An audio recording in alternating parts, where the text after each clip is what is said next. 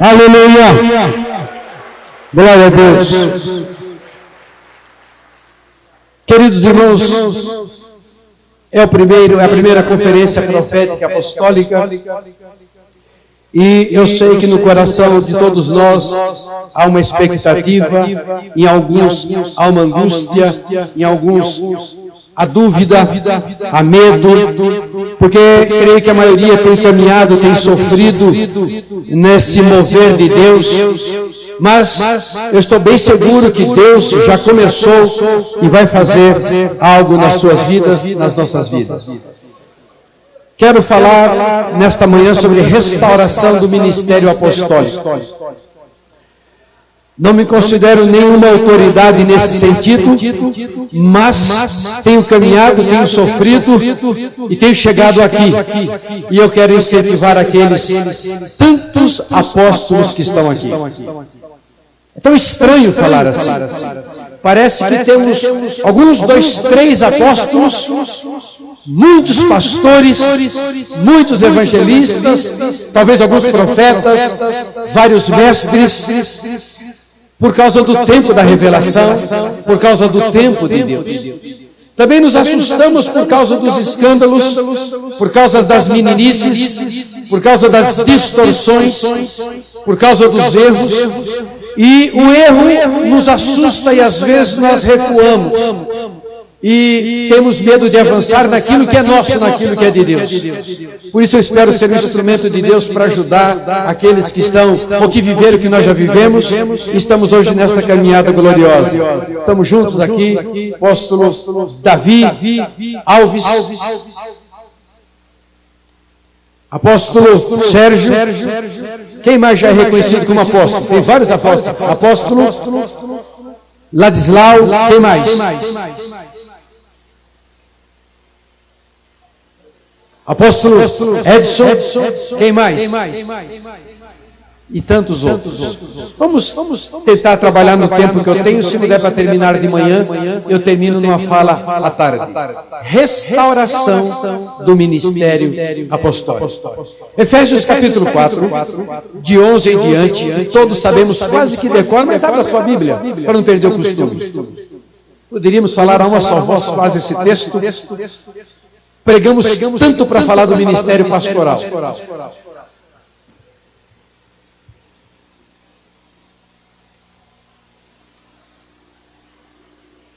E ele designou alguns para apóstolos, outros para profetas, outros para evangelistas e outros para pastores e mestres, com o fim de preparar os santos para a obra do ministério, para que o corpo de Cristo seja edificado, até que todos alcancemos a unidade da fé e do conhecimento do Filho de Deus e cheguemos à maturidade, atingindo a medida da plenitude de Cristo. O propósito é que não sejamos mais como crianças, levados de um lado para outro pelas ondas, nem jogados para cá nem para lá, por todo o vento de doutrina e pela astúcia e esperteza de homens que induzem ao erro. Antes, seguindo a verdade em amor, cresçamos em tudo naquele que é a cabeça, Cristo. Dele todo o corpo, ajustado e unido pelo auxílio de todas as juntas, cresce e edifica-se a si mesmo em amor, na medida em que cada parte realiza a sua função. Dele todo o corpo, ajustado, unido pelo auxílio de todas as juntas, cresce, edifica-se a si mesmo em amor, na medida em que cada parte realiza a sua função. 1 Coríntios 12, 28.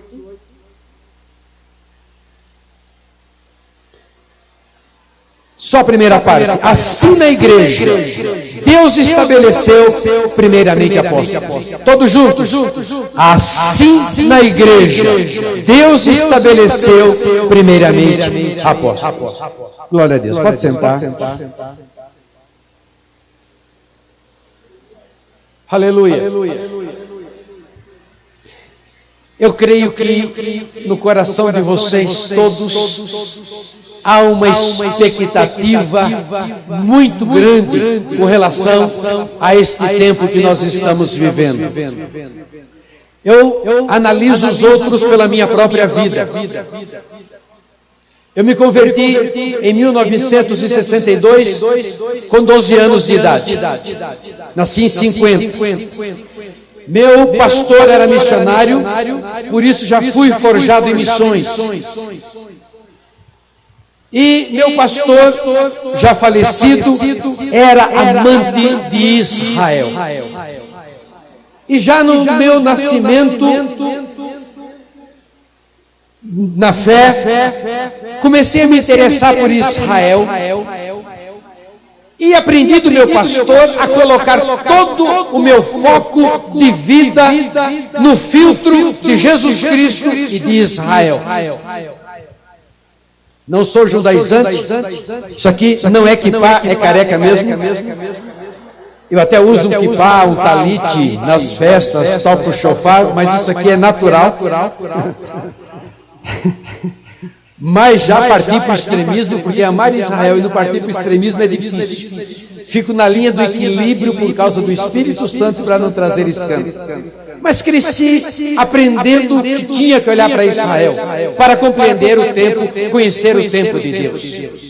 E assim, 62, 63, já começando a ficar rapazinho, sonhando com a volta de Jesus. Sonhando com um tipo de avivamento que eu não conhecia e nem conheço ainda hoje. Sabendo que quando se formasse um tal de mercado comum europeu, estava perto, seria um sinal. E ali, esperando aqueles acontecimentos, fui me desenvolvendo, crescendo na fé, olhando, estudando, aprendendo sobre Israel, logo cedo comprando as literaturas, estudando nos ministérios, e a minha vida, toda ela foi marcada até hoje. Israel, volta de Jesus, Israel, sinal, Israel, sinal, relógio de Deus. Muito bem, fui chamado ao ministério pastoral já com 30 anos de idade. Já tinha 4 filhos na época. E dentro do meu coração, eu não teria tempo quase para ser pastor. Enquanto eu estudava e via a formação do mercado comum europeu, via o mundo se dividindo, as coisas tomando forma, o povo voltando, os judeus voltando, principalmente na década de 80, quando eu sou chamado para o ministério. É o momento da volta do povo judeu. E eu dizia, Deus, eu não vou nem ter tempo de ser pastor. E eu tinha um desejo de ser pastor, aquela chamada era muito forte. E olhando para o quadro profético, nem se falava do profético como hoje, mas olhando para o quadro profético, a volta de Israel me deixava em desespero, com uma consciência que Jesus Cristo estava voltando. E assim, caminhamos, entramos no mover do Espírito, final dos anos 80, e hoje estamos trabalhando junto com os apóstolos da nação, com o Conselho Apostólico, Coalizão Apostólica e Profética. Mas o que eu quero começar a minha fala dizendo o seguinte: muito daquilo que eu analisava na frente dos meus olhos, ainda que verdade, elas permanecem como verdades, não era como eu pensava. Para mim, sim, ainda é muito forte a Europa. Para mim, ainda a Comunidade Econômica Europeia é um sinal fortíssimo. Entenda a colocação do apóstolo Rony: o que vai chamar o noivo não é a comunidade, o que vai chamar não são as guerras nem conflitos, é a noiva, é o nível da noiva passando por todas essas etapas. Ela vai chamar, mas esse quadro de cenário é inapelável, porque a Bíblia trabalha assim. A Bíblia trabalha com sinais e com símbolos em abundância. Deus nunca nos deixou à deriva. A Bíblia diz que lá na tribo de Issacar tinha 200 homens que conheciam o tempo. Que tempo? O tempo de Deus. Sempre Deus levantou homens que conhecessem o tempo adiante dos seus olhos, para que se movesse profeticamente, mesmo sem compreender o que ia acontecer. Porque eu não creio que Isaías sabia nada de igreja. Ele só falou de igreja. Eu nem creio que Abraão sabia nada. Ele falava, ele agia pela fé, mas na mente dele não era capaz. O próprio Moisés, se Moisés conhecesse o futuro, ele diria, vai vir um apóstolo como eu. Mas ele falou um profeta, porque o máximo que ele conhecia era o profético. Mas o Moisés é um tipo de apóstolo. Por isso eu quero partir de Israel. Eu preciso fazer um paralelo para que a gente possa entender. E vai ser mesmo de uma forma didática, como a gente gosta de dar aula. A igreja nasceu dentro do judaísmo. Existe um livro que eu chamo de Mosca Branca, porque não tem mais em livraria. É de uma editora que não existe mais, chamada Milênio, escrito por Francis Schaeffer, a esposa de Schaeffer. Edith Schaeffer, esposa do Francis Schaeffer. Edith Schaeffer. O nome desse livro é O Cristianismo é Judaico. E Francis Schaeffer tinha um ministério, não sei se esse ministério ainda existe, eu creio que existe sim, na Suíça, Labre, é um ministério para restaurar pastores, e ali um dia a esposa do Francis Schaeffer, ela viu um homem falar para o seu filhinho, meu filho, eu queria que você fosse norte-americano, eu queria que você fosse americano, mas não tem jeito, as gerações, os outros conseguem mudar e ser a nação que nasceram e que foram adotados, mas você vai ter que ser judeu. Era um americanozinho, mas era judeu. E aquela mulher de Deus, ela começa a tentar entender o porquê isso. Por que esta marca de judeu não sai nunca e nem nunca vai sair? Por conta disso, ela escreve isso. O cristianismo é judaico. Quando a igreja nasce, os 3.000 convertidos eram judeus. Não tinha gentios. Hoje as pessoas falam, porque tem que demorar 6 meses para batizar, passar numa classe de doutrina. Eu creio que pode até ser na hora, mas não é bem assim. Quem era judeu já conhecia a palavra, era só entender que o Messias era Jesus o Messias e podia batizar. Já era maduro até pela própria formação religiosa que tinha, pela própria formação familiar. Não era pagão como nós éramos. Os 5.000 eram judeus. Então a igreja nasceu num contexto de judaísmo, de um Deus único, sem mistura de paganismo, sem mistura de costumes do mundo, conhecendo a lei, conhecendo a Torá, conhecendo as festas, conhecendo a maneira de Deus se revelar e de Deus falar. Assim era a igreja, saudável, completa, com apóstolos, com profetas, com evangelistas, com pastores e com mestres. Também é errôneo dizermos, temos que voltar a ser a igreja primitiva. Não dá para voltar para ser menina quando você já é uma mulher, já é uma moça. Temos que voltar aos princípios. Temos que voltar à origem, mas não voltar a ser igreja criança, porque até então ela está numa fase de amadurecimento. Então a igreja está se desenvolvendo tranquilamente. Não tem prédio, cresce sem prédio, cresce sem campanha. Não precisa fazer banner, eu amo banner e gosto muito desses aqui. Mas não precisava de banner para motivar ninguém. Não precisava lançar a primeira cruzada do apóstolo Pedro em Jerusalém. Não precisava chamar caravanas das cidades vizinhas porque viria Pedro, Paulo falar. Não, era normal. Ela crescia, era normal, não tinha propaganda, não tinha placa, não tinha nome. Era simplesmente a igreja. Não precisava de campanha evangelística, porque o próprio Espírito Santo trazia a igreja. Ela nem sabia o que é fazer campanha evangelística. Ela nem entendeu muito este hino de Jesus. Ela adorava, ela servia, e havia tanta graça que o próprio Espírito trazia as pessoas e agregava a igreja. Aliás, eu creio que vai ser assim no dia do avivamento. Ninguém vai atrás de ninguém, as pessoas vão começar a procurar. Escrevam isso. Não foi assim em Pensacola? As pessoas começaram a entrar. Não tem que chamar. Vai vir. Talvez enquanto não vir, a gente tem que buscar.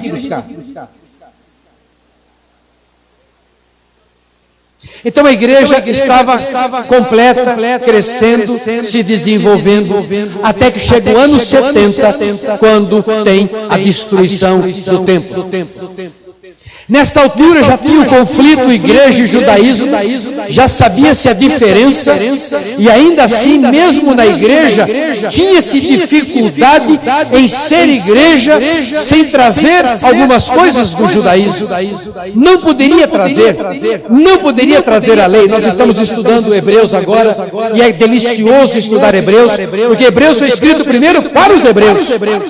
E ali o autor de Hebreus, seja Paulo, Apolo, Barnabé, seja quem for, ele está tentando mostrar a superioridade de Cristo sobre Arão, sobre Moisés, sobre o sacerdócio, sobre tudo que tinha no Antigo Testamento, falando da nova aliança.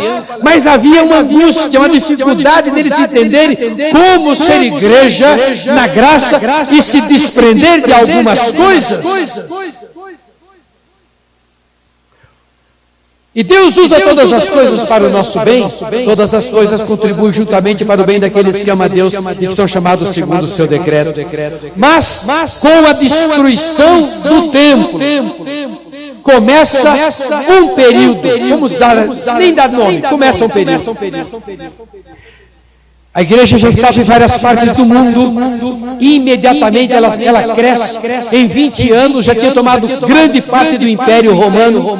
A igreja, por causa do seu próprio nascimento, a maneira que Deus faz, quando a igreja nasceu, em Pentecostes, ao batismo, e o batismo de pessoas que vieram de fora, eles foram trazidos, verdadeiramente uma eclesia, foram trazidos e foram enviados. Então, em muitos lugares, ninguém nem sabe quem fundou a igreja, mas claro, foram aqueles que vieram ali e foram impactados e nasceram de volta, nasceram de novo e foram enviados de volta. Mas a igreja em Jerusalém, que era forte, era uma das 5 igrejas fortes, ela começa a perder a sua força de importância, até por conta da destruição do templo. A igreja em Éfeso, a igreja em Antioquia, a igreja em Roma. E começa a acontecer um declínio na vida da igreja. Ainda no tocante a Israel, porque tudo que acontece em Israel tem um paralelo com a igreja. Isso é ponto pacífico. Tudo que acontece com Israel tem um paralelo com a igreja. Quando a última revolta dos judeus, no ano 132, do ano 132 ao ano 135, levanta-se um judeu chamado Bar Kokhba, e ele promove uma revolta contra o Império Romano. E neste período está o imperador que está governando o Império Romano é Adriano. E Adriano, ele sufoca aquela revolta, liquida com os judeus, ele dá uma morte horrorosa, tanto a Bar Kokhba como ao Rabino, esfola vivo, e ali ele destrói Jerusalém e reconstrói Jerusalém. E ele muda o nome, ele destrói Jerusalém e reconstrói Jerusalém como uma cidade pagã chamada Aelia Capitolina.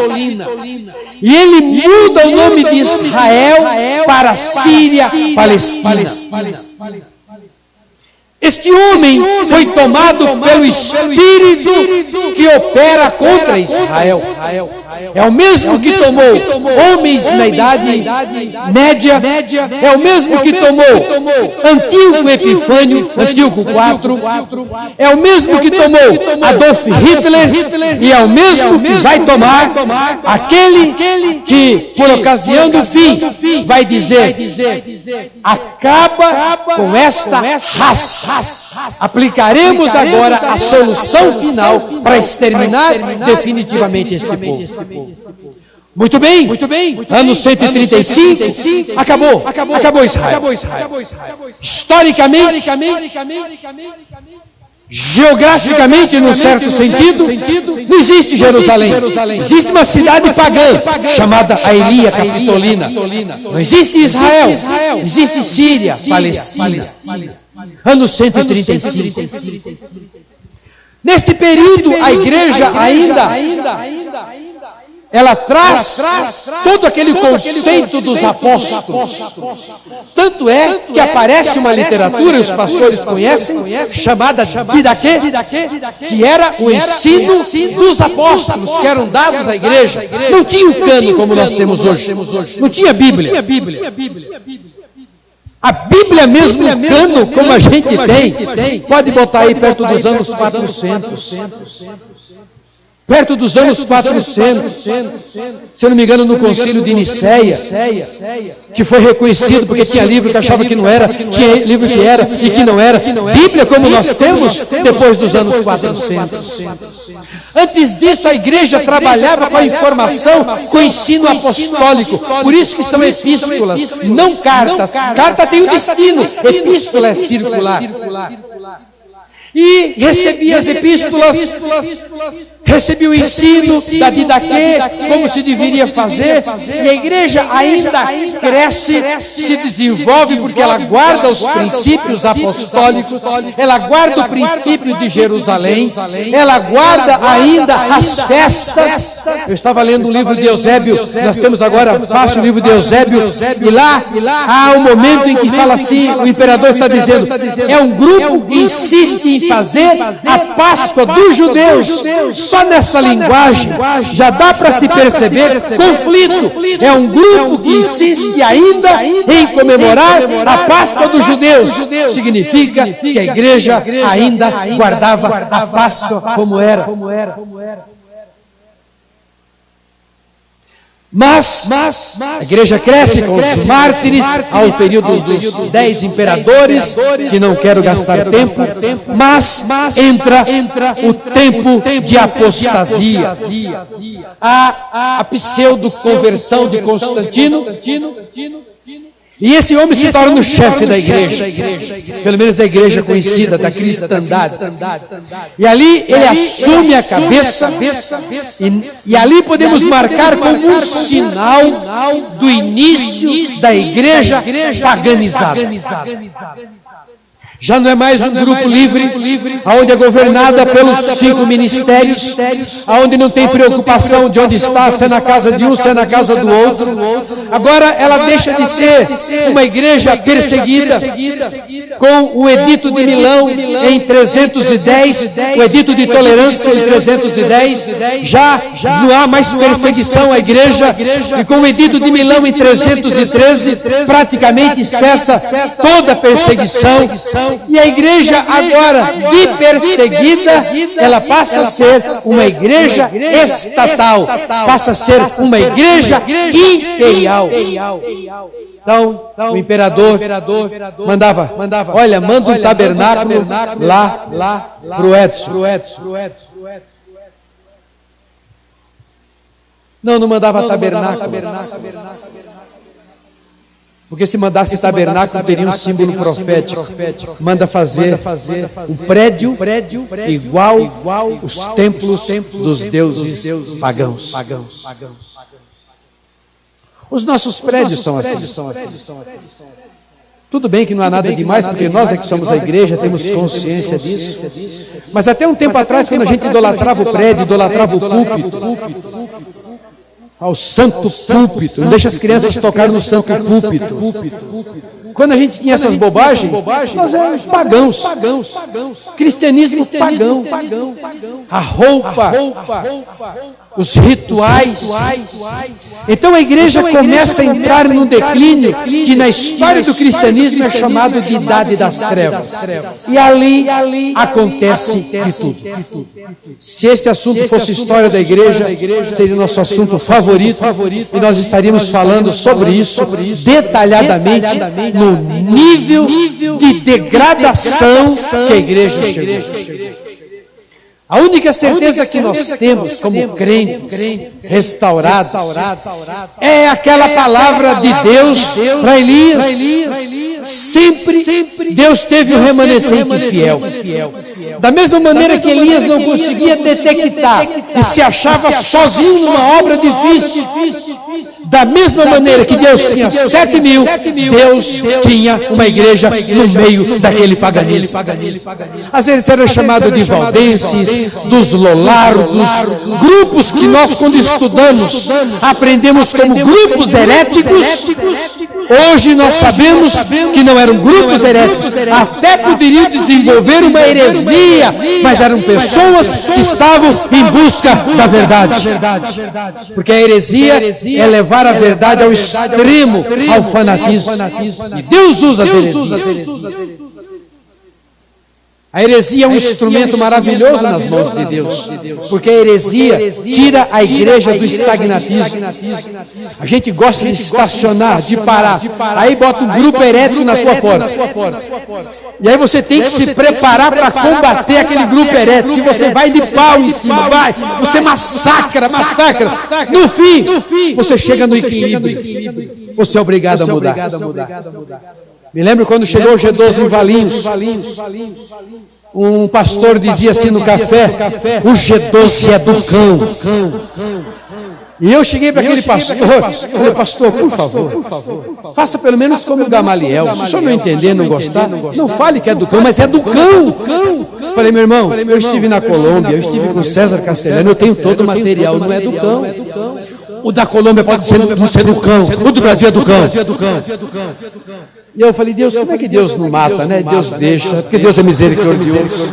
Não nos matou? Quantas vezes nós fizemos isso? E hoje, quando eu vejo o pastor, olha, eu tenho encontro, mas é com outro nome. Eu tenho célula, mas é com outro nome. Falo: Deus, não era do cão, era do Senhor. Mas o que isso provoca? Quando chega uma verdade, quando chega algo novo de Deus, nós somos obrigados a reagir. E ao reagir, se não caímos lá do outro lado, chegamos ao ponto de equilíbrio. Então, quando nós estudamos os movimentos na Idade Média, em que nos é ensinado na faculdade, no seminário, os movimentos dos lolardos, o movimento dos valdenses, eram movimentos heréticos. Quando nós vamos estudar, não, eram pessoas buscando de volta os princípios bíblicos e, acima de tudo, o poder do Espírito Santo de Deus. Mas temos que correr. Chegamos a 1500. Não que a reforma tenha acontecido em 1500, mas vamos colocar apenas como referencial, porque a reforma também não veio no momento, nada de Deus vem no momento. Talvez o maior problema que nós sentimos é que nós esperamos a coisa para outro dia. Você é reconhecido apóstolo hoje e amanhã você espera que tudo esteja funcionando 100%. Na realidade vai funcionar menos ainda.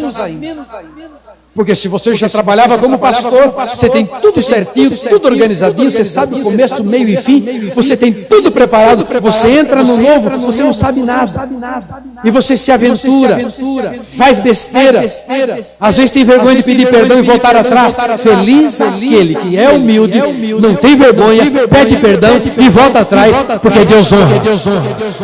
Porque se você levar no peito, você vai levar no peito, mas lá no fundo você vai saber: eu estou errado, eu estou fora da unção, eu estou fora da bênção. Então vem os movimentos pré-reformadores, e aí vamos dizer que com Lutero começa a reforma, a volta da igreja para casa. Existe um gráfico que se estuda assim: a igreja, 70, 135, 400, 500, reforma. E na reforma começa a voltar para a restauração. Quando eu estudei isso, eu lia de apostólico, lia de profético, mas nem imaginava os escritos de John Walker. Mas eu achava interessante, macrovisão, microvisão, avivamento de Rubiataba, avivamento do Congo, o apostólico restaurado, o governo da igreja. Isso foi 70 e pouco. Não é, irmão? 70, Davi, mas 70 e pouco era Mauro. Davi tem um ano. Então era Mauro, quando eu estou falando de 70 e pouco era Mauro. Gostou? Escapei, rapaz, escapei. começa o processo de restauração. A igreja agora vai ter pastores. A igreja agora tem a própria palavra na mão do povo. Mas, não vou dizer mais porque não dá para dimensionar o que é mais importante. Salvação pela fé, não mais por obras. Mas tem que ter a palavra na língua. Agora, como é que as pessoas vão se salvar? Porque a Bíblia diz que a salvação vem pela fé. E a fé vem pelo ouvir. E ouvir a palavra de Deus. Como é que as pessoas entram numa reunião religiosa, escutam uma língua que não entende e voltam para casa, vem na outra semana, escuta uma língua que não entende, volta para casa? Como é que elas podem se salvar? Se o meio de salvar-se é somente ouvindo a palavra, porque é a palavra que opera. Então, quando Lutero traduz para o alemão o Novo Testamento, quando coloca, e Deus trabalha com o tempo, o Espírito Santo é contemporâneo. Diga, o Espírito Santo é contemporâneo. Ele está preparado para tudo isso. Ele está preparado. Creia nisso. E descanse. Às vezes a gente fica apavorado. Deus, o senhor não está percebendo que vai acontecer isso. A igreja não vai conseguir mais operar. O senhor tem que fazer alguma coisa. Olha a homofobia. Olha isso, olha aquilo. Sim, temos que nos preocupar. Mas se Deus não puder fazer nada, somos dois.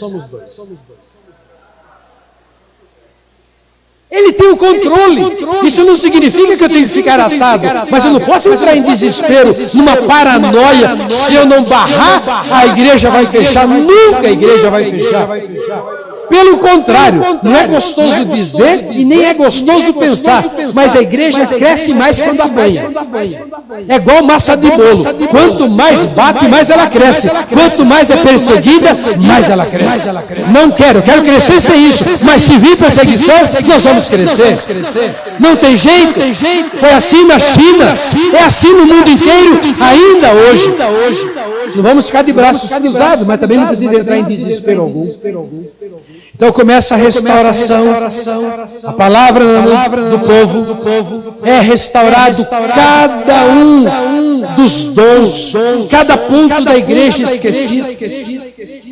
É restaurada a santificação, restaurado missões. Eu me lembro que, como herança batista, aqui é a igreja batista, olha lá. Disso não abrimos mão. Isso é linguagem de batista. Disso não abrimos mão. E é de Deus. Eu cresci naquele pensamento batista. Meu filho só não vai ser missionário se Deus não deixar. Então, aprendi dos missionários e cada filho que nascia dizia: Deus, Andréia é tua, leva para os campos missionários. Cristiane é tua, Juliana é tua, Raquel e Samuel. Então, nosso pensamento era formar nossos filhos, treiná-los. Se Deus quisesse usar para missões, eles já estavam preparados. Mas quando foi restaurado missões, foi luta, foi crise, foi guerra. Quando Guilherme Kelly, sapateiro, falava de pregar para os pagãos, a junta, a igreja achava um absurdo querer pregar para pagão. Se Deus quiser salvar, Ele dá um jeito. Todo novo que Deus trouxe causou problemas. Um dos grandes homens de Deus, dos maiores avivalistas, falaram para ele que vinha um evangelista visitar a cidade. Ele disse: eu vou na entrada da cidade, eu barro esse homem aonde se viu evangelista. Hoje alguém tem dificuldade com o evangelista? Mas cada restauração trazia um conflito. Mas se nós entendemos que nós estamos caminhando para uma restauração, aonde está Israel nisso tudo? Os teólogos dos séculos passados, eles escreveram a teologia da substituição.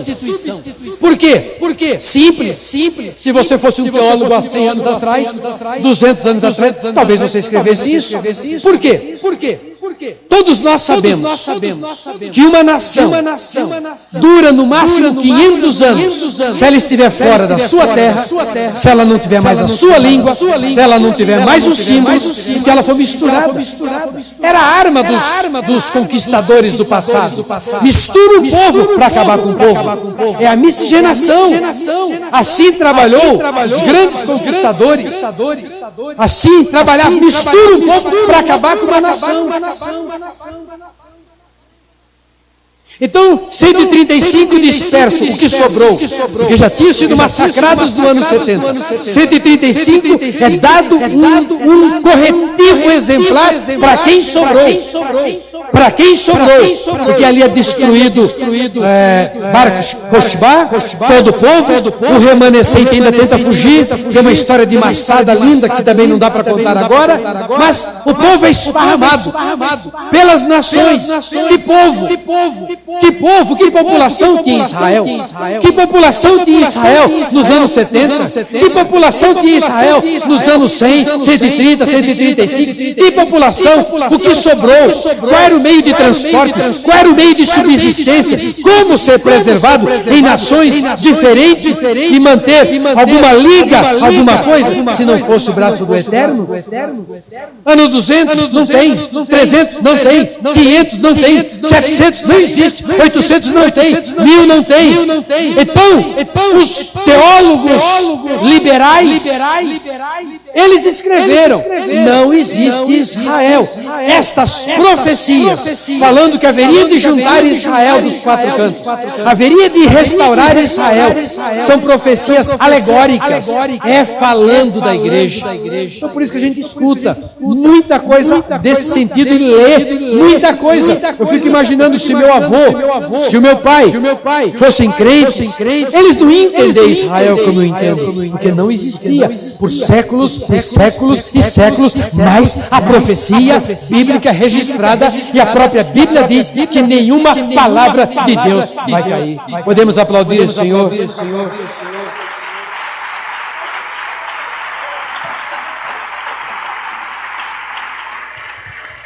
Aleluia, aleluia. O processo de restauração de Deus envolve a igreja e envolve Israel no paralelo. Chegamos nos anos 1800. Os judeus estão bem situados no mundo, principalmente na Alemanha, na Hungria e alguns lugares. E já não pensam mais em voltar para casa. Já não pensam em voltar para casa. Ainda que muitos, em algumas festas, quando se reuniam, diziam até o ano que vem em Jerusalém. Mas eles estavam acomodados. Dentro deles era bom não falar em Jerusalém. Dentro deles era bom não falar em casa. Era bom ficar, porque eles continuaram sendo massacrados em toda a Idade Média.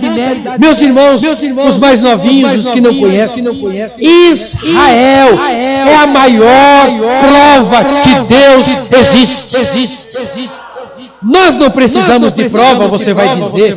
Eu creio em Deus pela fé, mas o motivo do diabo tentar destruir Israel, porque Israel é a única prova visível que Deus existe, porque Deus preserva e diz na palavra que vai preservar, que vai conservar e vai guardar, vai levantar. Por isso que o diabo tenta acabar para dizer que Deus não existe.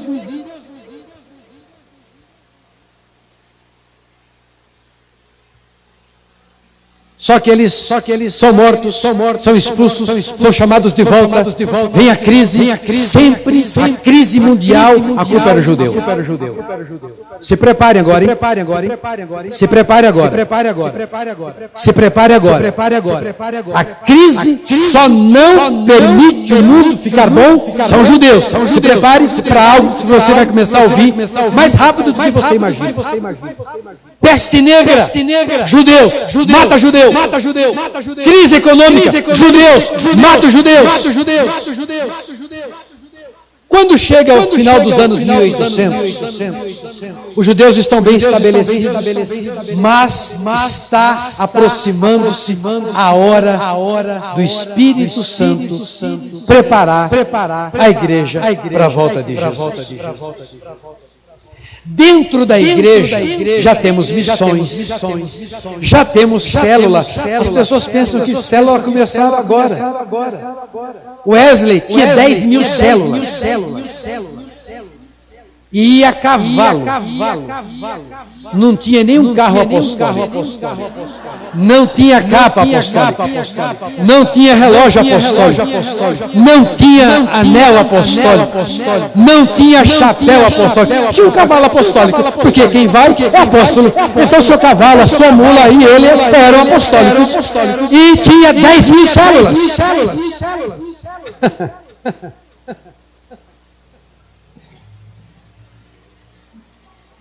Já tinha grupos de santificação, movimentos avivalistas. Mas a igreja sente o chamado. E Israel sente o chamado. Tinha um judeu chamado Theodor Herzl, se formou em direito e foi trabalhar como jornalista. E este homem, ele advogava que os judeus deveriam adotar a sua terra. Mais ainda, aquilo que é absurdo para o judeu, ele ensinava. Aceite o batismo católico, aceite o termo novo cristão, mas não se levante, não guerreie. Mas ele ficava agoniado, angustiado, porque as pessoas se formavam e não encontravam emprego porque eram judeus. E um colega seu, um rapaz, se suicidou porque se formou e não tinha trabalho por ser judeu. Nesta ocasião foi preso na França um capitão chamado Dreyfus, capitão Alfred Dreyfus. E ele, como jornalista, ele foi para o julgamento. E esse capitão Alfred Dreyfus era judeu, mas um judeu francês. E no julgamento, esse homem foi acusado de traidor. Na hora que ele foi julgado e condenado, ao invés de simplesmente ele ser julgado e condenado e receber a pena, o auditório começou a gritar: morte aos judeus, morte aos judeus, morte aos judeus. A partir daí, nasce dentro deste homem o sonho do judeu ter um lar próprio. Porque ele entendia que nunca eles seriam aceitos em nação alguma. A ideia dele foi louca, rejeitada pelos judeus por medo de perseguição, mas ele consegue realizar o primeiro congresso sionista da Idade Moderna, ano de 1897, diga 1897, em Basileia, Suíça. Basileia, Suíça. E ali ele reúne um grupo e coloca a sua ideia. 1896.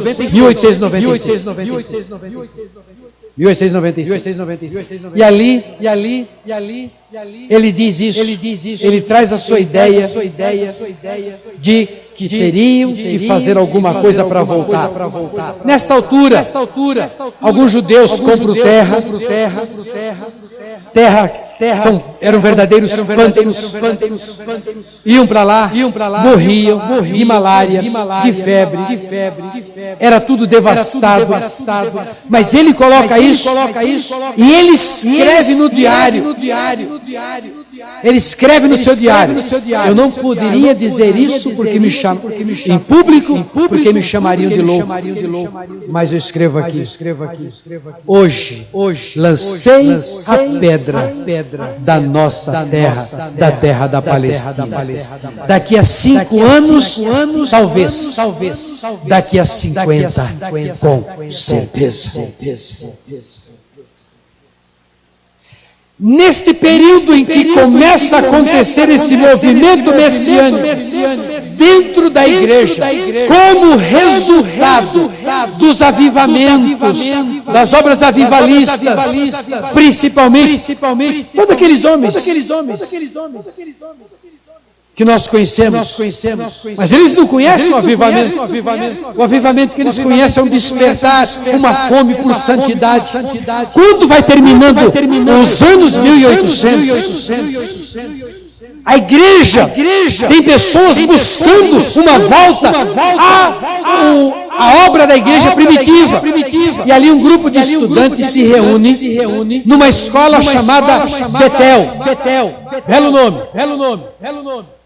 E ali eles vão pedir o batismo do Espírito Santo. 1900, virada de ano, de 1900 para 1901. Observe Israel buscando voltar para casa. Isso é sem combinar, não foi nada paralelo. Isso é obra de Deus. A igreja quer voltar para o princípio. E ali alguém ora em línguas. No meio dessa reunião, de um pastor negro, cego de um olho. Por que eu destaco negro e cego de um olho? Porque se hoje existia preconceito, imagine naquela época. Chamada William Seymour. E ele volta para o seu grupo e começa a buscar isso. Agora o seu grupo se reúne num salãozinho de madeira, alugado pela igreja metodista, que estava no seu prédio. Naquele galpão de madeira, situado na rua Azusa.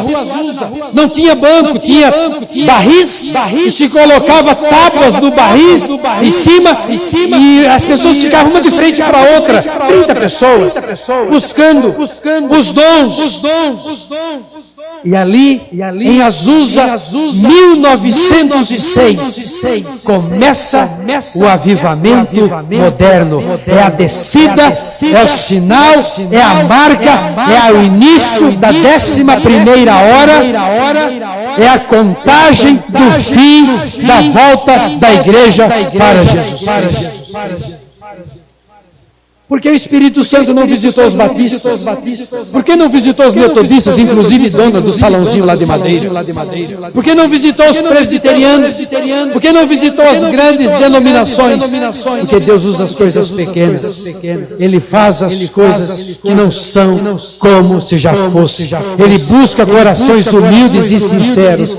E ali, naquele lugar, começou uma obra poderosa de Deus. E a imprensa na época ajudou tremendamente. Porque quando acontece isso, os jornalistas são enviados. Já tinha Rede Globo naquela época para criticar, para dizer que era mentira, para descer a lenha. E quanto mais criticava, quanto mais noticiava, quanto mais diziam que eram loucos, quanto mais diziam que eram fanáticos, quanto mais diziam que eram desequilibrados, quanto mais levava a polícia, mais tinha gente do mundo inteiro, mais a obra crescia, porque é assim que Deus faz. Aleluia! Você não creu, não. Se você crer, se aplauda Jesus.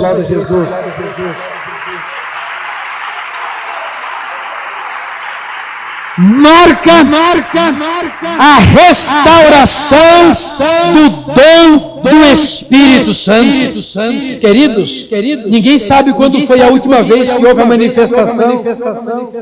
Alguns dizem ano 300, outros dizem 200. Nós não temos informação segura. Quando se falou em línguas pela última vez? Quando se orou por milagres? Quando se orou por cura? Não se tem. Mas com certeza morreu no máximo no ano 300.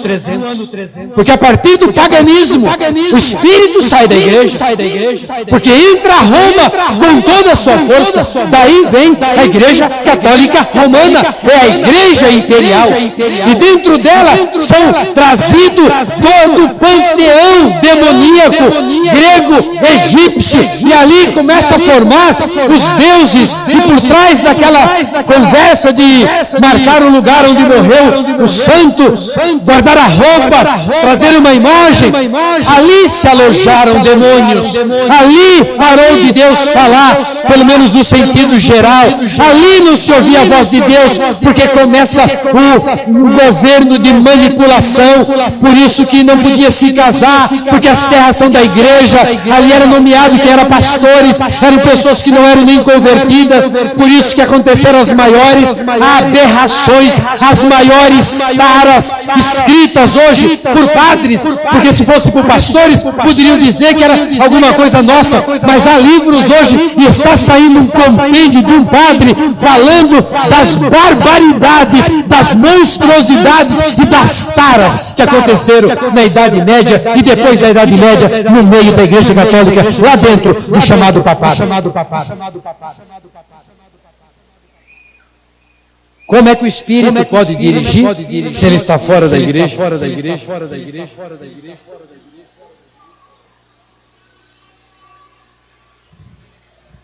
1517, segura aqui o avivamento em 1907, grava aí, 1907, abre outra página, não, já está aberta, a página do paralelo está aberta, volta para aquela página, se você já tem o programa Windows Vista, já tem aquele paralelo, você só jogar aqui, fácil, 1517,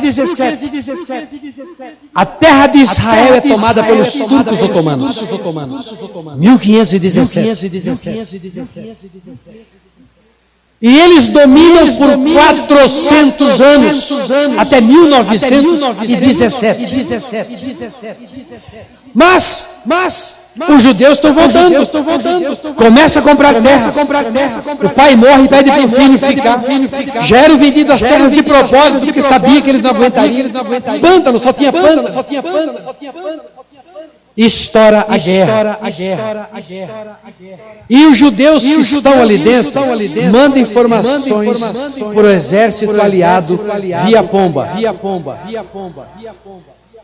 Eu tive uma experiência tão forte ali em Israel, tive o privilégio de ir na casa, numa das viagens fora de grupo, que com grupo você não aprende quase nada, mas fora de grupo, me levaram na casa de Arons, aonde praticamente começa tudo isso. E ali tem a roupa da moça, ainda com aquela marca do sangue. A força, o exército, como é que chama na guerra? Os aliados, lutando contra os comunistas e os turcos, que faziam parte do outro bloco. E o irmão daquela moça mandava informações para o exército. E um dia o pombo viu uma pomba e desceu para pombar, para casar lá com ela. E pegaram e tinha aquele bilhete. Foram até a casa dessa família, é uma espécie de uma fazenda, pegaram essa moça, queriam o irmão dela. E ela sabia que iam fazer de tudo com ela. Ela só pediu se eles permitiam ela tomar um banho. E eles deixaram ela tomar banho. E ainda está assim a casa, tem lá aquele batente, aquele buraco, um lugar, tipo de um cofre de madeira, dentro do próprio batente da porta tinha um revólver. Ela se veste de noiva e dá um tiro na cabeça e morre. Isso me chocou muito, porque ali eu estava escutando, aprendendo sobre esse início da história de Israel, e imaginar como este povo sofreu, só não foi exterminado, porque a mão do Eterno está com ele. Mas finalmente entra em Israel, entra na Palestina, o general Alem. Dentro da sua tropa tem judeus. Quando ele entra, ele faz uma declaração. É a famosa declaração Balfour. Quem é que declaração Balfour? Jenkins Balfour era ministro das Relações Exteriores da Grã-Bretanha. E ele fez uma declaração no dia 2 de novembro de 1917. A majestade, a coroa, a rainha, vê com bons olhos um lugar para os judeus morarem. Em 1917, como fruto do primeiro movimento pentecostal, a igreja está fervendo. discussões, um crê que é de um jeito, outro crê que é do outro, outro crê que é do outro. Qualquer semelhança não é mera coincidência. É a mesma coisa. E ali eles precisam se organizar e criam e formam a primeira convenção pentecostal. Olha só, 1917, uma declaração: Israel não tem a terra. Ela é tomada agora pela Grã-Bretanha, pelos aliados. Quem toma, fala a declaração de um ministro da Grã-Bretanha: Israel tem direito à sua terra. É visto com bons olhos que Israel tem direito à sua terra. Olha lá o que disse Theodor Herzl em 1896. Neste momento acontece o primeiro congresso pentecostal e nascem as Assembleias de Deus. Toda denominação começa no mover do Espírito. Toda denominação. É o estudo mais delicioso que tem. Eu era batista bem tradicional. Já falei aqui. Eu era só batista, minha esposa não era batista, com aquele P mudo. Para ela, só batista ia para o céu. Quando ela achou que os outros também iam, ela imaginou que seria assim um céu de segunda categoria, jamais na periferia. Mas eu digo que eu nem visitava ovelha que não tivesse campainha, para não bater palmas.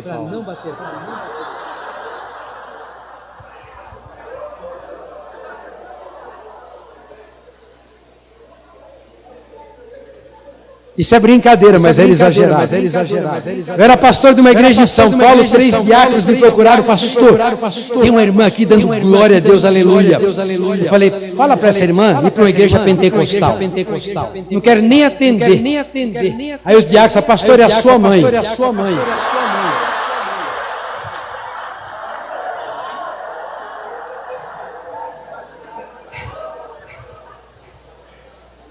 Eu já disse a vocês que igreja não tem mulher, não tem filho, não tem mãe. Aí fui na casa da minha mãe. Mãe, a senhora, naquele tempo não tinha assim: você queimou meu filme, ainda não usava isso. Mãe, a senhora quer acabar comigo. Vai para a Assembleia de Deus, mãe. E se o pessoal souber que só tem esse carnezinho aí do Jimmy Swagger, manda dinheiro pro Jimmy Swagger. A senhora gosta de pentecostal, vai atrás de pentecostal, mãe. Nós somos batistas, nós temos a palavra, nós sabemos. Eles não sabem, eles são desequilibrados, eles são doidos. Você vai ver, meu filho, você vai ver.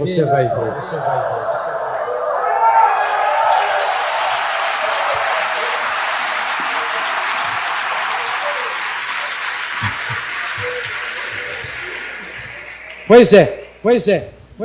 Todo mover começou com uma denominação. E ali, como batista, Deus me pegou fazendo filosofia. Eu buscando a Sofia.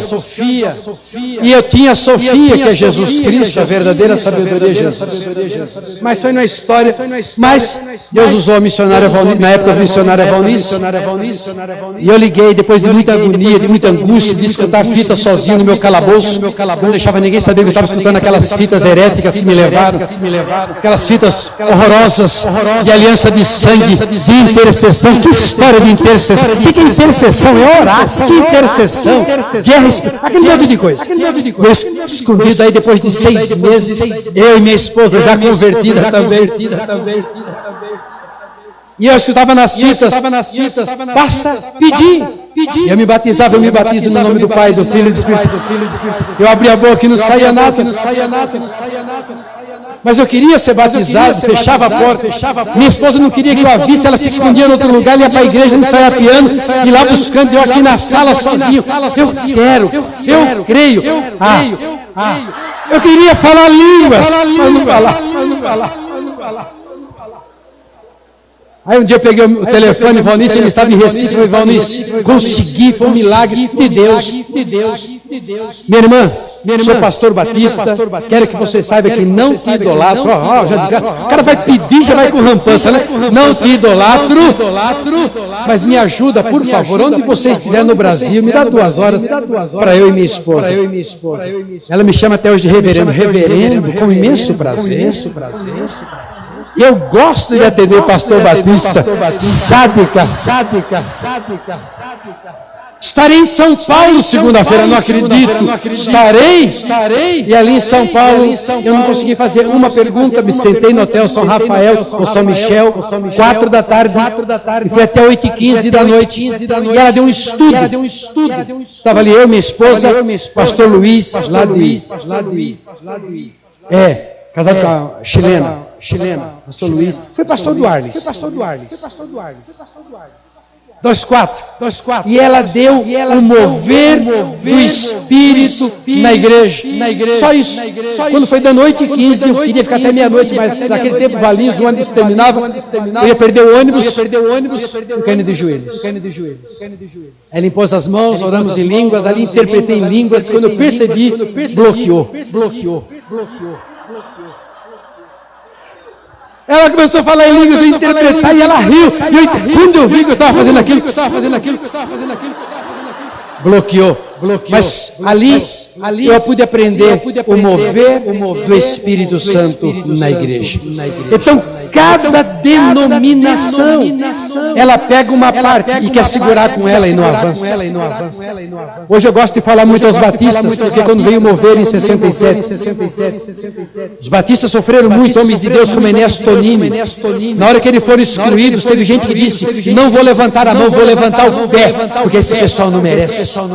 Maior humilhação, os primeiros batistas foram renovados. E hoje muitos fazem a mesma coisa, os renovados fazem com outros agora por causa de outras coisas. Mas cada mover do Espírito. Então em 17 nascem as Assembleias de Deus. Das Assembleias de Deus começam a vir outros grupos, porque o Espírito vai extrapolando. Se alguém quer segurar na caixa, o Espírito Santo vai embora e vai restaurando. E ao mesmo tempo Israel, 47 e 48, Segunda Guerra Mundial, veio mover chuva serôdia, conhecido no Pentecostes como chuva serôdia. São curas, sinais e maravilhas. Deus levanta homens e mulheres com ministério evangelístico, operando sinais e maravilhas. Oral Roberts, Catherine Kuhlman, Smith, Wigglesworth, aquele que dava um soco no canceroso, ele curava. Já imaginou a pessoa vem dançando ali, o outro está com câncer, vem, pá! E a pessoa no lugar e sarava. Misericórdia, só no poder de Deus. Então, no momento, a igreja está no mover de curas, sinais e maravilhas. É o mover evangelístico, é o mover de poder, conhecido como chuva serôdia. Israel é estabelecida na Palestina, 14 de maio de 1948. Ralph Mahone, ele diz: todas as vezes que Deus vai trazer algo novo, Ele faz um sinal em Israel, um sinal em paralelo na igreja e remove liderança. E se remove liderança é perigosíssimo. Porque muitas dessas remoções são promoções. E não peça promoção para Deus. Deixa Deus me promova. Não foi promovido à glória. Moisés foi promovido, aquele coraçãozão de pastor, ele não conquistava nada. Não, tira meu nome, se não deixar ele tentar tirar meu nome. Não podia. Para conquistar não podia. Excelente pastor, homem de Deus, mas para aquele novo nível, tinha que ter o nome de Jesus. Tinha que mudar o nome de Oséias, que era salvação, para Yoshua ou Josué, salvação de Deus, um general. Que olhou para Jesus, sabia que não era inimigo, quem é que perguntar para o inimigo que estava com a espada desembaiada se é do nosso ou dos dele? Quem? É que não sabia o que dizer. Se é dos nossos ou dos dele, tira a sandália dos teus pés, que aqui é lugar santo. Eu sou o capitão dos exércitos de Deus, Jesus Cristo. Sou um conquistador. Aleluia. Então Israel é juntado dos quatro cantos da terra, conforme a profecia, conforme Miqueias, conforme Jeremias, conforme Isaías. Quem é o estado de Israel? Aleijados, porque sobraram da guerra, idosos, mulheres dando à luz, todo jeitinho que a Bíblia relata. E se fizer um estudo sobre Israel, as mesmas cidades outrora assoladas, levantadas, reconstruídas em cima delas mesmas. Jerusalém foi reconstruída mais de 40 vezes em cima do mesmo lugar. Por isso que você pisa em Jerusalém, a Jerusalém está lá embaixo. Num dos anos que eu fui, ainda podia entrar lá no túnel, eu era o diretor da embaixada. Deus nos deu a graça de ser o primeiro diretor da embaixada cristã no Brasil. Hoje é o apóstolo René Terranova. Na época ele era o meu diretor da região norte e nordeste. E quando eu fui, como a embaixada ligada com o governo, nós pudemos entrar. E ali eu pude pisar com alegria, sem idolatrar, mas pisei no pavimento de ruas de 2000 anos atrás. Vi uma casa incendiada, provavelmente casa de cristão, pelo desenho de peixe na parede, por algumas coisas, mas bem baixo do lugar onde nós pisamos hoje. Ou seja, Deus reconstruiu, fez o homem reconstruir no mesmo lugar. Então, o sinal em Israel, o sinal na igreja é a mudança de liderança. Por que mudança de liderança? Porque muitas vezes o homem não permite o novo de Deus entrar. Ele tem que ser tirado. Ele tem que ser tirado porque ele obstrui o trabalho. Pode ser promovido para a glória, pode ir para o anonimato de novo, mas ele se agarra no que ele recebeu e ele não avança.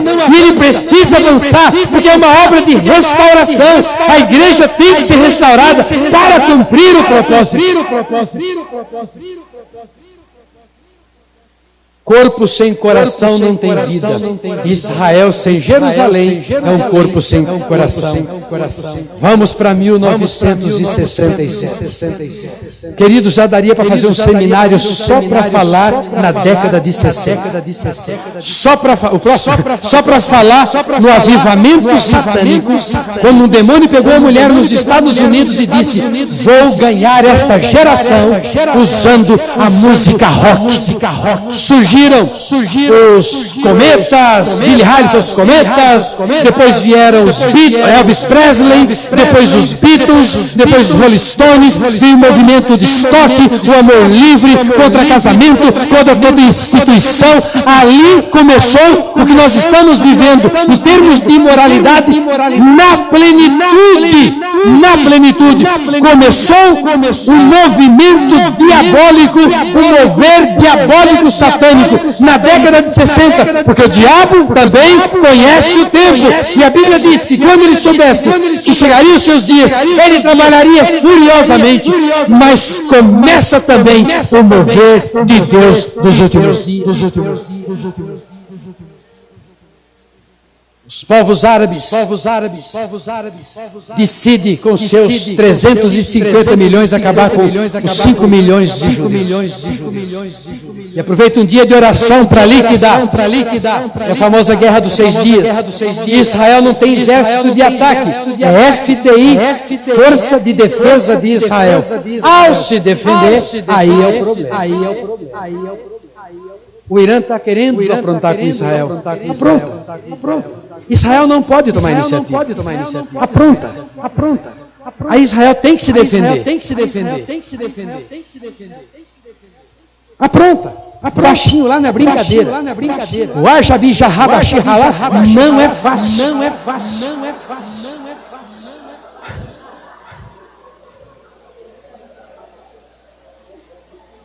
Ele só quer Israel, ele diz, acaba Israel, acaba o problema no mundo.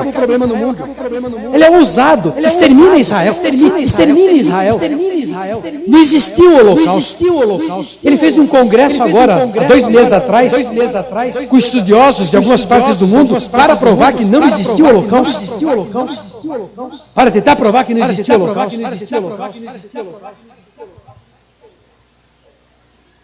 67, Israel toma Jerusalém de volta. Toma as colinas do Golã, e não vou entrar por isso, porque já não tenho mais tempo. Jerusalém é reanexada em em junho de 1967. Daqui a poucos dias completará 40 anos da geração da figueira. Daqui a poucos dias completará 40 anos daquela palavra que Jesus disse, que a geração da figueira veria os acontecimentos escatológicos que ele tinha acabado de pregar.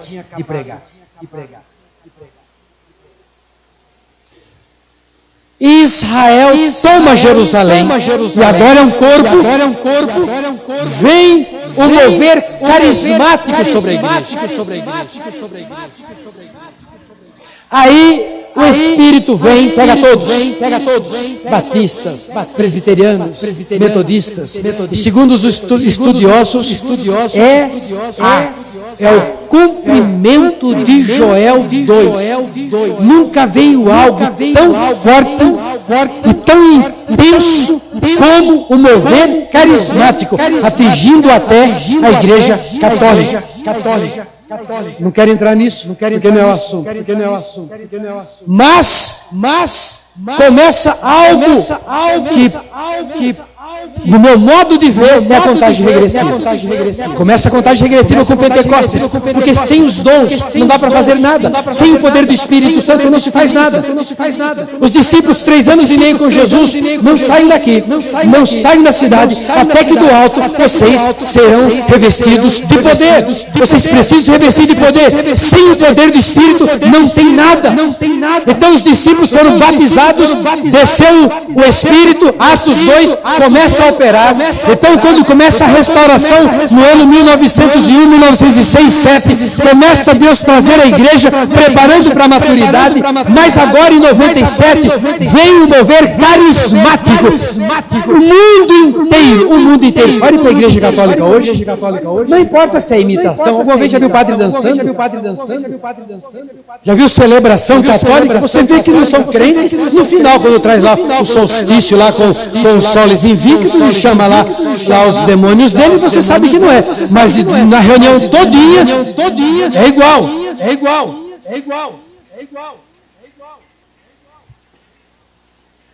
E ali nós entramos, línguas. Me lembro do David Robertson que vinha em São Paulo e falava: nós temos que orar em línguas o dia inteiro. Ora após hora. O que me fez crer em línguas, que era o meu problema, não era um milagre, não era Pentecostes. Meu problema eram as línguas. O que me fez entender e crer foi quando alguém disse, e foi o Espírito que usou alguém, eu não me recordo quem disse, e hoje eu uso essa palavra, orar em línguas, é passar procuração em branco para Deus. Não sabemos orar como convém. Eu não sei o que se precisa.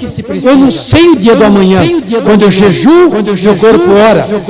Quando eu oro com a mente, a minha alma ora. Quando eu oro em línguas, o meu espírito ora. Então, orar em línguas é para gerar algo. E eu nem sabia que algo era. Mas o orar em línguas gerou o profético. Porque sem o profético não tem nada. Porque o profético, ele é que traz a existência nas declarações proféticas.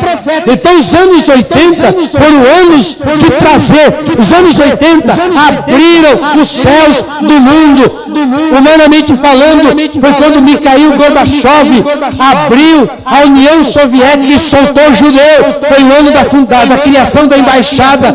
Ali milhares e milhares de judeus foram voltando, e a embaixada trabalhou muito para trazer, porque Israel não tinha recursos, e a embaixada cristã ajudava numa operação Êxodo Bás. Então os ônibus depois trazia de avião, trazia para Israel, dava sustento, e ali tinham 3 milhões de judeus dentro da União Soviética. Eles não permitiam sair, e a partir dali saíram mais de 1,5 milhão de judeus. O mundo mudou depois de 80. Por quê? Porque ali já começavam os profetas a aparecer, a fazer declarações, a estabelecer o de Deus, a vontade de Deus.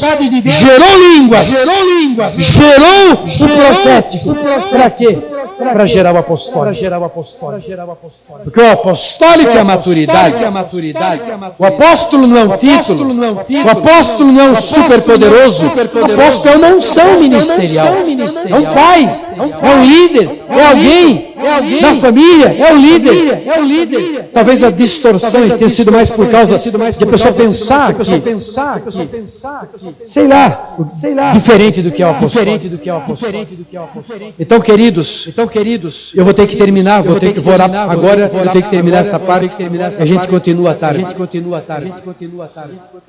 Vocês que estão aqui precisam entender isso. Como é sério.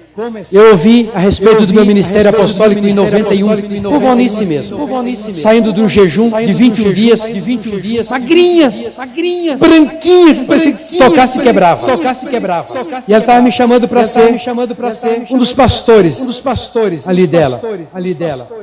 E ali ela falava assim, olhou assim, vejo no irmão características apostólicas. Mas isso entrou num vídeo e saiu no outro, porque a alegria que eu estava sentindo de trabalhar ali dentro da palavra da fé, apóstolo. Escutava que apóstolo é missionário. Sempre fui missionário, então deve ser isso mesmo. Abri igreja, ordenava pastor, sempre fui discipulador, professor de faculdade. Então eu achava que isso era apostólico. Não tinha nenhuma perspectiva. E não acompanhei. Lia, estudava, não entendia. Mais um ano de 93. Fui na zona leste de São Paulo, na ordenação do meu cunhado, e um pastor que não me conhecia, na igreja metodista, nunca vi antes e nem depois. Ele foi me apresentar a carta do apóstolo Nicolau ao jovem pastor Isaac. Achei aquilo gozado, até que aconteceu o mover apostólico. Quando aconteceu dos irmãos serem consagrados, eu não tinha participado da primeira reunião do apóstolo Rony Chaves no Brasil. Eu não sei onde estava, no estive. Estava na Bahia, quando Deus mandou procurar a Neuza, eu fui falar algumas coisas com ela, ela me convidou para estar numa reunião em 2001, para eu pregar de tarde. Mas não sabia o que eles tinham falado. Preguei de tarde. Ela falou, o senhor vai embora? Eu falei, não, vou ficar à noite. Estava com meu filho Samuel, e à noite foi quando o apóstolo Rony ali ungiu, e ela pediu 10, nós éramos dos 10. Eu estava atônito. Que é isso, meu Deus? O que está acontecendo? Aí quando os 4 disseram, é melhor esperar, eu falei, é melhor esperar até para eu entender. O que é isso? Não sabia. Tive uma experiência 4 anos antes, mas não abriu a cabeça. Quando alguém me viu com sandália de dedo, pregando com sandália de dedo, e aquilo não me cheirou bem. Aquilo me cheirou sofrimento. Tentei tirar da cabeça logo aquilo, esquecer. Aí visito minha mãe, aquela. A mesma.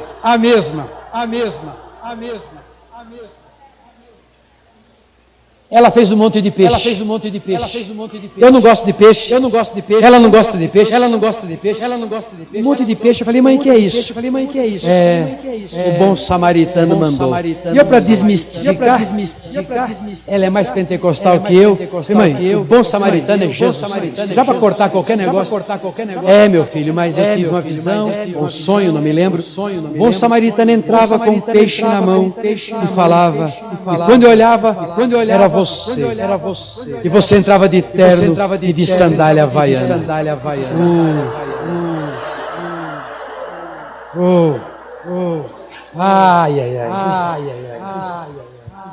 Ai, meu Deus. Será que ainda vou sofrer mais? E sofri. Mas lá no inconsciente eu associei com o apostólico, porque no outro dia eu saí correndo para comprar aquele livro, O Apóstolo de Pés Sangrentos, associei, mas não caiu a ficha. Eu nem queria pensar, pelo de sofrimento, eu já estava cansado. Exatamente. Exatamente. Sadhu Sundar Singh, o homem que parecia Jesus. Aí quando o Rony ordena ali os 4, no mês seguinte vou para a Alemanha com a Neuza, com um grupo, Léo e outros. A irmã Bárbara Wertlemblom, que é líder de intercessão do Peter Wagner, profetizou a nosso respeito, desceu e falou, Neuza de um lado, Léo do outro, ela falando da minha cidade, de tudo que eu tinha passado, da cova, de tudo. Eu volto para o Brasil e digo, talvez você, vou dizer isso só porque talvez vocês falem isso. Eu sou apóstolo, mas não precisa contar para ninguém. Eu sou humilde. E fiquei um ano assim. E um dia Deus disse, você não é humilde, você é medroso. Você está legal com os pastores de novo. No começo, quando você trouxe, você apanhou. E agora você está de novo nos cafezinhos, tapinha nas costas. Você está com medo de assumir. Se você não acha importante o apostólico, por que você acha o pastoral? Aí eu chamei ali a Neuza, o Léo, o apóstolo Sérgio, num domingo de noite, para ninguém saber, 8 horas da noite, que todas as igrejas tinham. E ali fui reconhecido, eu, minha esposa profeta, os outros. Mas na segunda-feira, cedo, o pastor ligou, eu sei o que aconteceu na tua igreja ontem à noite. Você precisa assumir, não é humildade. Você pode continuar sendo apóstolo, aliás, tem que ser humilde sempre. Seja apóstolo, pastor, profeta, mas é uma unção necessária. Você precisa assumir. Sabe por quê? Isso significa restauração da noiva para esse tempo. Estamos entrando na plenitude. Até judeu que não é messiânico, eles estão numa expectativa do Messias. Há uma ebulição em Israel, há uma ebulição no mundo, há algo acontecendo e vocês e nós estamos dentro dessa história. Colocamos-nos em pé.